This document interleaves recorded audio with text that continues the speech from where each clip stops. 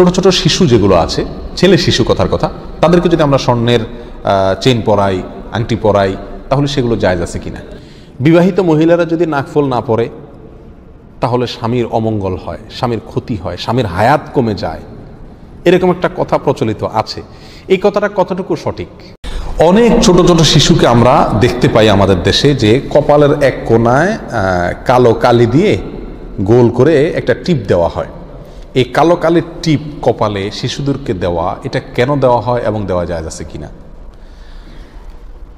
পাশাপাশি আরেকটা প্রশ্ন চলে আসে, সেটা হলো যে মাজায় অনেক সময় কালো তাগি বাঁধা হয় বা কালো সুতা রশি ইত্যাদি বাঁধা হয়, তো এগুলো জায়েজ আছে কিনা। প্রথম প্রশ্ন উত্তর হলো, কপালে কোনায় কালো টিপ এটা যদি সৌন্দর্যের জন্য দেওয়া হয় তাহলে ঠিক আছে।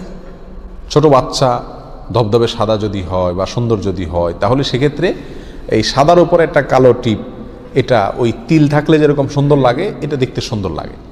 এটা যদি সৌন্দর্যের জন্য দেয় তাহলে কোনো সমস্যা নাই শরীয়তের দৃষ্টিতে। আর যদি এটা এই জন্য দেওয়া হয় যে এটা দিলে আর বদনজর লাগবে না, আর এই উদ্দেশ্যেই বেশিরভাগ লোক দিয়ে থাকে বলে আমার ধারণা। যদি কেউ এই উদ্দেশ্যে লাগায় যে এই কালো টিপ দেখলে মানুষের কি লাগবে না, আর বদনজর লাগবে না, তাহলে সেক্ষেত্রে এটা গর্হিত কাজ, এটা কুসংস্কার, এটা পরিহার করা জরুরি। এটা ভুল আকিদা, ভুল বিশ্বাস। কথা বুঝে আসছে? ছোট শিশুকে বদনজর থেকে, মানুষের হিংসা থেকে বাঁচানোর জন্য শরীয়ত সিদ্ধ বহু পদ্ধতি আছে। যেমন আপনি 3 কুলের আমল করেন, পড়ে ফু দেন বাচ্চার উপরে, ইনশাআল্লাহ কোনো বস্তু তাকে ক্ষতি করতে পারবে না। কিন্তু আপনি এই যে কালো টিপ লাগাচ্ছেন, এই কালো টিপ দেখলে কি লাগবে না, বদনজর লাগবে না, এটা সম্পূর্ণ কুসংস্কার, ভুল ধারণা। আমাদের দেশে শুধুমাত্র এই কপালের কালো টিপই না, আপনারা খেয়াল করে দেখবেন, কারোর যদি মাসার নিচে ভালো লাউ ধরে, কুমড়া ধরে, কোনো ক্ষেত খামারে ভালো ফসল হয়, তাহলে সেখানে দেখবেন একটা মাটির হাঁড়িতে কালি লাগায়া ঝুলায় রাখে। তো ছেলের কপালে না হয় সৌন্দর্যের জন্য লাগাইছেন বুঝলাম, ওই খেতে মাছায় কেন লাগাইছেন? ওইটা দেখে বোঝা যাচ্ছে এটা বদনজর থেকে বাঁচানোর জন্য লাগায়। অনেকে মনে করে এটা এই যে লাগানো হয়, এই লাগানোটা কেন? এই লাগানোটা এই জন্য যে একটা মানুষ যখন দেখবে সুন্দরটার দিকে নজর না পড়ে ওই কালো দেখে তার মনটা খারাপ হয়ে যাবে, আর সে আর বদনজর দিবে না। এটা একটা মানুষের ধারণা, কিন্তু এর সঙ্গে ইসলামের কোনো সম্পর্ক নেই এবং এটা সম্পূর্ণ ভুল ধারণা। বদনজর থেকে বাঁচানোর সাথে এই কালো কালি লাগানো, কালো টিপ লাগানো, এগুলোর কোনো সম্পর্ক নাই।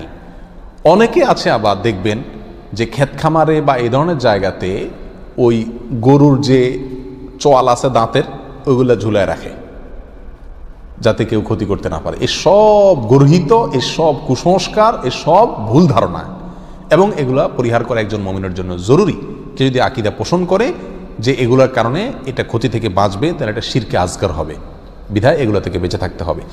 কালো তাগির বিষয়টি হলো, মাজায় আপনি ছোট শিশুর যে কালো তাগি বাঁধার রেওয়াজ আমাদের দেশে প্রচলিত আছে, এক্ষেত্রে বলবো কালো তাগি এটা বেশিরভাগ লোকই ওই কালো টিপের মতো ক্ষতি থেকে বাঁচানোর জন্য পড়ায় থাকে, এবং বিভিন্ন মৌলভী সাহেবদেরকে দিয়ে পড়ায় আনে, তারা ওইটা পড়ে পড়ে গিরা দেয়।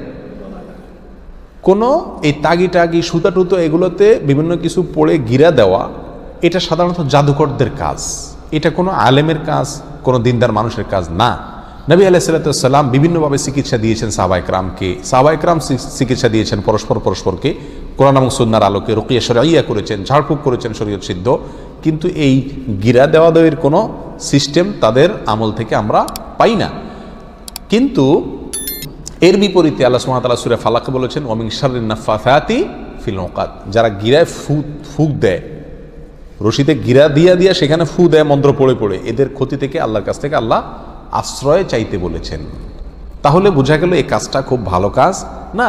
বিধায় শিশুদের মাজায় যে সমস্ত তাগি থাকে গিরা দেওয়া, এগুলো পড়ানো উচিত নয়। এগুলো পড়ালে শিশুর ক্ষতি হবে না, রোগবালাই হবে না, জিনে আসর করবে না ইত্যাদি, এসব ধারণা সম্পূর্ণ ভুল ধারণা, কুসংস্কার।